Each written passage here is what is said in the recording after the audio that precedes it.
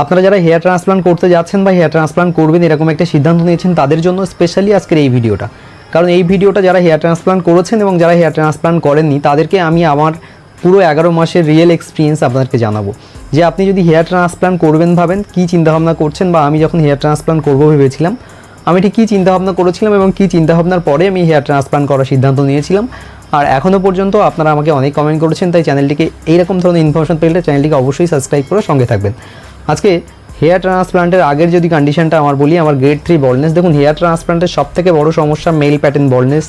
আমাদের যাদের genetic problem থাকে বা জেনেটিক প্রবলেমের কারণে আমাদের মেল প্যাটার্ন বল্ডনেস, সামনে থেকে অনেকটা হেয়ার লস, হেয়ার আস্তে আস্তে হেয়ার লাইন ওপরের দিকে চলে যায়, যেটা আমারও হয়েছিল, আপনারা যারা দেখেছেন প্রত্যেকটা ভিডিওতে। সেই সঙ্গে সঙ্গে না হেয়ার থিনিংয়ের একটা বড় সমস্যা তৈরি হয়। আজকে হেয়ার থিনিং নিয়ে একটা খুব সুন্দর একটা রিভিউ আপনাদেরকে দেবো। হেয়ার থিনিং সম্পর্কে একটা কথা আপনাদেরকে জানাবো। তার আগে আমার রেজাল্ট অবশ্যই আপনাদেরকে রেজাল্ট দেখার আর কোনো খামতি আমি রাখিনি। একদম যে কথাটা আপনাকে বলছিলাম যে ধরুন আপনি হেয়ার ট্রান্সপ্লান্ট করার সিদ্ধান্ত নিয়েছেন, তাহলে অবশ্যই তো একটা ভালো জায়গা থেকে করবেন, এটা আপনারা অবশ্যই জানেন বা সে বিষয়ে আপনারা খুব বেশি করে সার্চ করছেন। এই বিষয়ে খুব ভালো করে জানাটা কিন্তু খুব বেশি ইম্পর্টেন্ট প্রথমত। দ্বিতীয়ত বলবো যে হেয়ার ট্রান্সপ্লান্ট করার আগে আপনার বয়স কত হওয়া উচিত। দেখুন, আপনার যদি বয়স 22+ হয়ে যায় সেক্ষেত্রে আপনি মোটামুটি হেয়ার ট্রান্সপ্লান্টের জন্য তৈরি, যদি আপনার এই বয়সে হেয়ার ট্রান্সপ্লান্ট হয়। কারণ 20 থেকে 30 এই যে বয়স সীমাটা আছে, এই বয়স সীমায় দেখা গেছে সবথেকে বেশি হেয়ার লস হতে, এবং আমারও ঠিক সেই সময়ে কিন্তু হেয়ার লস হয়েছিল। শুধু আমার বলে না, প্রত্যেকটা মানুষের এই হিউম্যান বডিতে এই টাইমে হেয়ার লসের সমস্যাটা হয়, কারণ এই সময় টেস্টোস্টেরন লেভেলটা খুব বেশি থাকে। এইবার কি হবে, আপনার হেয়ার লাইন একটু করে ওপরে যদি দেখে শুরু করবে যেতে, এবং সেই সঙ্গে সঙ্গে হেয়ার থিনিংয়ের সমস্যা হবে।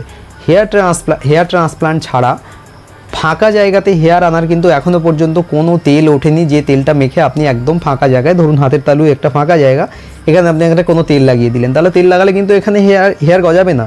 কিন্তু এখানে যদি আপনি হেয়ার ট্রান্সপ্লান্ট করেন, এখানে কিন্তু হেয়ার গজাবে। রুটগুলো এনে ইমপ্ল্যান্ট করা, যে জিনিসটা, যে একটা বৃক্ষ রোপণ যেমন আমরা করি, গাছের চারা নিয়ে অন্য জায়গায় বসিয়ে দিই, সেখানেও একটা গাছ জন্মায়, ঠিক সেম প্রসেস কিন্তু এটাও, একদম যদি বাংলা ভাষায় বলি। আর আমার কাছে হেয়ার ট্রান্সপ্লান্টে ছিল একটা চ্যালেঞ্জের, কারণ আমার ওয়েদার, আমার পরিবেশ। আজকে আপনাদের প্রশ্ন উত্তর যেগুলো আপনারা করেছেন সেইগুলোর উত্তরগুলো দেবো বলে আজকে এই ভিডিওটা বানাচ্ছি। তো দেখুন, হেয়ার ট্রান্সপ্লান্টের আগে হেয়ার থিনিংয়ের সমস্যাটা সবথেকে বেশি ছিল, এবং এই হেয়ার থিনিংয়ের যে সমস্যাটা ছিল এর জন্য আমার একটা ট্রিটমেন্ট নিতে হয়েছিল। আমি এই বিষয়ে জানাবো, এই পার্টে যদি জানাতে না পারি আমি পরের ভিডিওতে অবশ্যই কমেন্ট করবেন, পরের ভিডিওতে আমি আপনাদেরকে জানিয়ে দেবো। মেইন যে কথাটা বললাম যে এই যে বয়সের মধ্যে আপনার হেয়ার লস হচ্ছে, তাহলে এই সময় যদি আপনার অনেক বড় হেয়ার লস হয়ে যায়, 1-2 থাকলে আপনি কিওর করতে পারবেন। মেডিসিন, যাদের হেয়ার লস সবে শুরু হয়েছে তারা অবশ্যই ডার্মেটোলজিস্ট দেখিয়ে ট্রিটমেন্ট নেওয়া শুরু করুন, তাহলে এই সমস্যা থেকে আপনি মুক্তি পেয়ে যাবেন। এবং ট্রিটমেন্টের মধ্যে থাকলেই তবেই কিন্তু আপনি হেয়ারগুলোকে রাখতে পারবেন। আজকের দিনে দাঁড়িয়ে আমি দেখেছি অনেক জায়গাতে বলছে কোনো মেডিসিন নেই, কোনো অয়েল নেই, কোনো শ্যাম্পু নেই, কিছু নেই, শুধু হেয়ার ট্রান্সপ্লান্ট করো এবং লাইফ টাইম হেয়ারটাকে রাখো।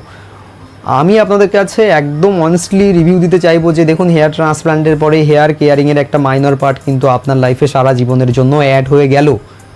এটা আমার সাথে হয়েছে, আমি সেটাই আপনাদেরকে জানাচ্ছি। বাট এটা খুব বেশি ঝামেলা নয়, আপনার হেয়ার লাইফটাকে না, হেয়ার লাইফ না, আপনার লাইফটাকেই চেঞ্জ করে দেবে হেয়ার ট্রান্সপ্লান্ট। আপনার হেলদি লাইফস্টাইল তৈরি করে দেবে, আপনাকে খুব সুস্থ রাখবে, আপনাকে খুব ভালো রাখবে। দেখুন, সত্যি কথা বলতে একটা টাইমে হেয়ার ট্রান্সপ্লান্ট করার আগে আমি এটা ভেবেছিলাম যে আমার কি হবে, আমি শুধুমাত্র ভালো ক্লিনিক চুজ করে কলকাতার মধ্যে সেখানে ভিজিট করি, ডাক্তারবাবুর সাথে কথা বলি। আমার কথা বলার মধ্যে একটাই জিনিস ছিল যে আমি এই বিষয়ে কিছু জানি না, আমার হেয়ারকে কী করতে হবে বা কীভাবে কেয়ার করতে হবে, কী পদ্ধতিতে হেয়ার ট্রান্সপ্লান্ট হবে।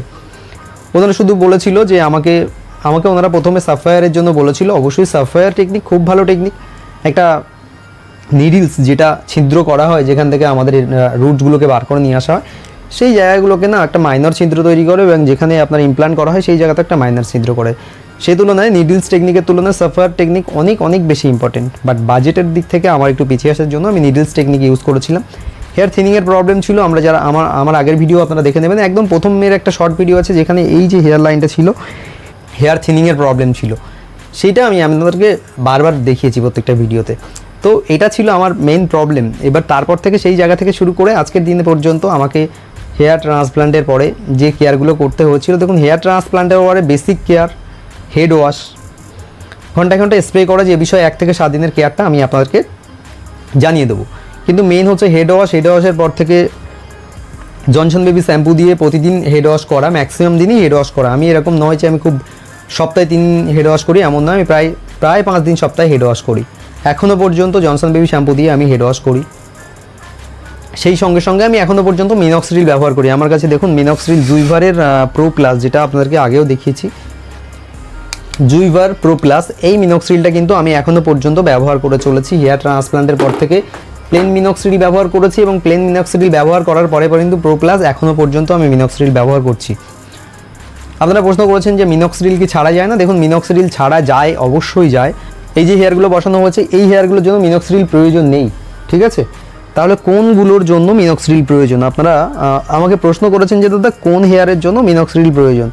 তো একটা জিনিস জানাবো যে মিনক্সিডিল আপনার সেই হেয়ারগুলোর জন্য প্রয়োজন যে হেয়ারগুলোতে আপনি এক্সিস্টিং হেয়ারগুলো, অর্থাৎ এই যে জায়গার হেয়ার, এই জায়গার হেয়ারগুলোর জন্য আপনার মিনক্সিডিল প্রয়োজন এবং সেই কারণে আপনাকে মিনক্সিডিল ব্যবহার করতে হবে। হেয়ার থিনিংয়ের জন্য মিনক্সিডিল ট্যাবলেট, এটা যেটা মিনক্সিডিল টপিক্যাল ফর্মে আমি মাথায় ইউজ করছি। হেয়ার ট্রান্সপ্লান্টের পরে আমাকে লোনি ট্যাব অর্থাৎ মিনক্সিডিল ট্যাবলেট নিতে হয়েছে, এটা আমি পরের পার্টে আপনাদেরকে জানাবো। তার আগে আমি জানিয়ে দিলাম যে আমাকে কিন্তু ডিট্রয়েড নিতে হয়েছে, ফিনেক্স নিতে হয়েছে।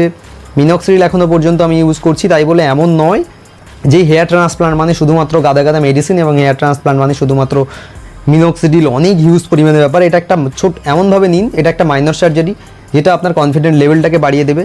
আর এর পরবর্তীতে আপনারা কী ভিডিও পেতে চাইছেন অবশ্যই আমাকে কমেন্ট করে জানান। আজকের ভিডিওতে মোটামুটি একটা টপিক, একটা ধারণা সব আপনাদেরকে আলোচনা করলাম, আপনাদেরকে দেখালাম। অবশ্যই পরবর্তীতে কমেন্ট করে আমাকে একটু জানান যে আপনারা কী ভিডিও পেতে চাইছেন। আর চ্যানেলে নতুন হয়ে থাকলে অবশ্যই চ্যানেলটিকে সাবস্ক্রাইব করে সঙ্গে থাকবেন, অল নোটিফিকেশন অন করে রাখবেন সমস্ত ভিডিও সরাসরি আপনাদের ফোনে নোটিফিকেশন পাওয়ার জন্য। ভিডিওটি দেখার জন্য আপনাদেরকে আজকে অসংখ্য ধন্যবাদ জানাচ্ছি।